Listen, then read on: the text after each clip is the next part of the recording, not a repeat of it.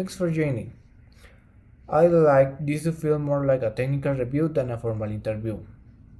I'll share some of my field experience and I'd like to hear how you have handled similar situations.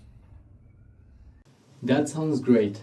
To be honest, I prefer that approach so I can bring in real project examples and including mistakes that taught us valuable lessons.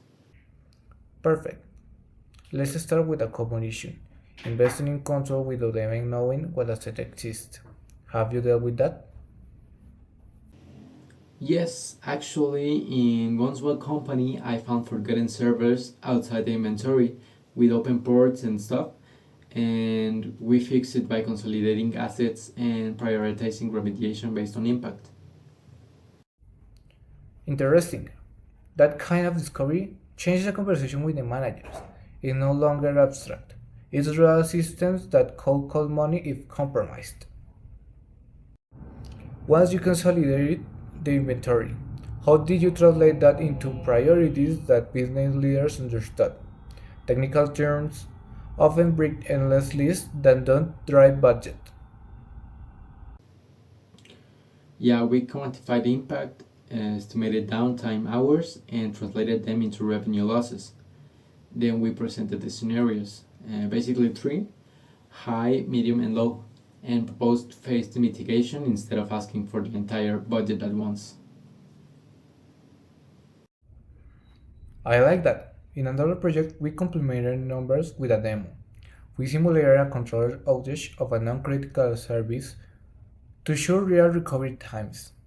That often comes more than percentages. Absolutely. Demonstrating real effects help gain buy-in for measures like segmentation and patching. We also run a pilot in a low-risk zone to collect metrics before scaling. Pilots are a great idea. They reduce perceived risk and provide data to justify investments. You have mentioned turning policies into exercise. How did you define roles so that someone knew what to do in the first 15 minutes of an incident? I've seen good plans fail because no one takes immediate action. Oh, good question. We assigned primary and backup owners and documented concrete steps like who codes what service, who contacts clients, and then we tied the policy to a playbook and practiced quarterly. Excellent. I'd also include an external communications role, like legal presentation or peer right away. In one drill I led, poor communication made the incident worse. We really added that later, and but it helped a lot, defining the message and avoiding leaks.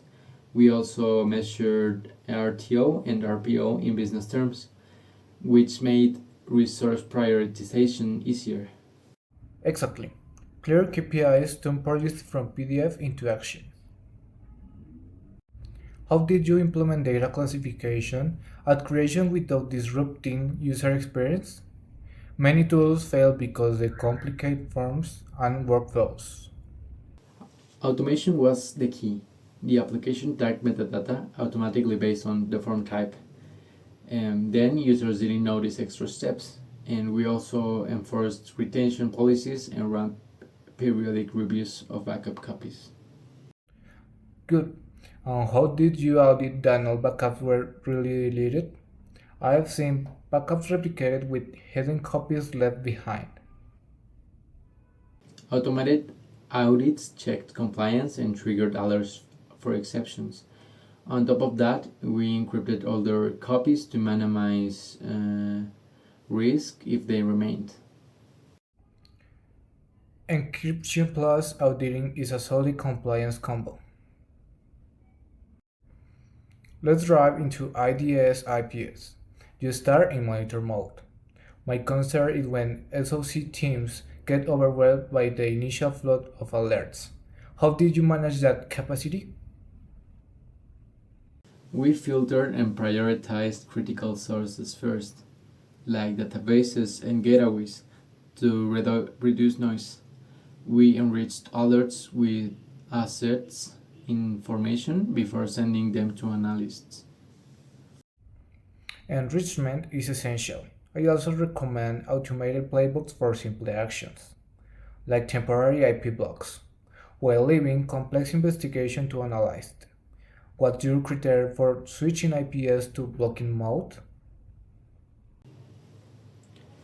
Yeah, basically 3 points. First, low false positives after 2 or 4 weeks. The second, validated rules with test scenarios. And the third, quick rollback capability from the CM. Only then we enable inline blocking. Perfect. Now, signature based versus anomaly based detection, how do you balance them?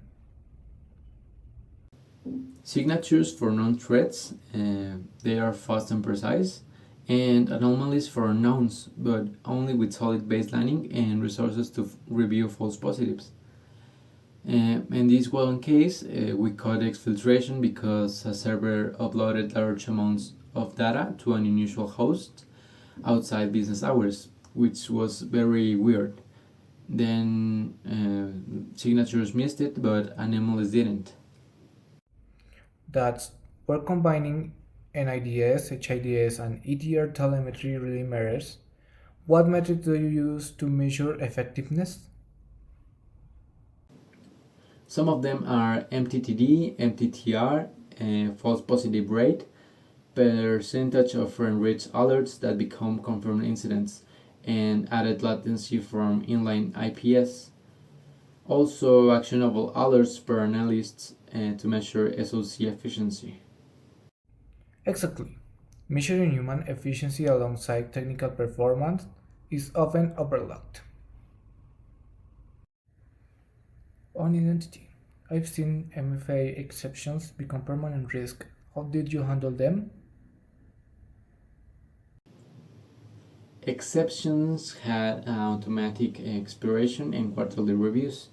For critical access, we enforced contextual MFA, multi-factor authentication, and revalidation if access came from the new IP or unusual time. Great. Mapping critical applications feature also helps apply policies with minimal user impact. How did you migrate without breaking processes? We piloted MFA with small user groups and started microsegmentation in critical services. That really allowed us to gather feedback and avoid large scale friction. Perfect. Iterative rollouts reduce disruption risk. With APTs, I found containing lateral movement more effective than immediate eradication. Otherwise, persistence can resurface. Did you approach it similarly? Yes, we prioritized containment by segmentation affected zones, then investigated persistence before eradication. EDR, HEDS telemetry plus CM correlation gave visibility over time. Playbooks also ensured evidence preservation. And phishing remains the main entry point. How did you address that? With regular phishing simulations and targeted training, not just the theory but exercises showing real consequences. We tracked click rates and achieved steady reductions with well designed campaigns. That's excellent. Behavioral metrics make training ROI tangible. With limited budget and staff, what would you prioritize first? In my view, a small SOC with good rules is more valuable than many tools without operators. I would start with inventory and risk analysis, patching MFA and IDA and needs in monitor mode. Next, a CM with basic retention and support for playbooks without internal SOC capacity. I'd bring in external support to accelerate maturity. That makes sense. I thought that outsourcing should include knowledge transfer to internal teams. What KPIs would you track after 3 6 months? I would track MTTD, MTTR, false positive rate, and percentage of alerts turning into confirmed incidents, and financial impact avoided in hours per dollar from mitigated incidents. Perfect. Financial impact metrics resonate well with the board. For culture, I always try to bring business units on board, not just IT. How did you involve finance or operations? We invited them to drills and presented metrics relevant to them, like downtime costs and operational impact, that created internal champions. Great. For training, I like missing short models with semi-annual simulations. That tends to stick better. Oh, actually, we did the same, and it reduced human error incidents and provide early detection. Thanks for this conversation. Very practical and actionable.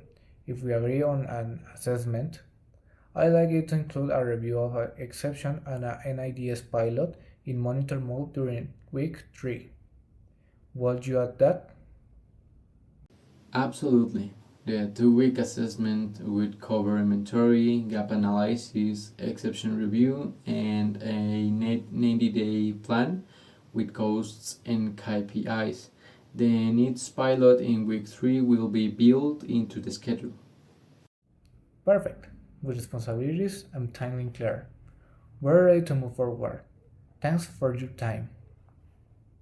Thanks to you. It's a real pleasure to collaborate.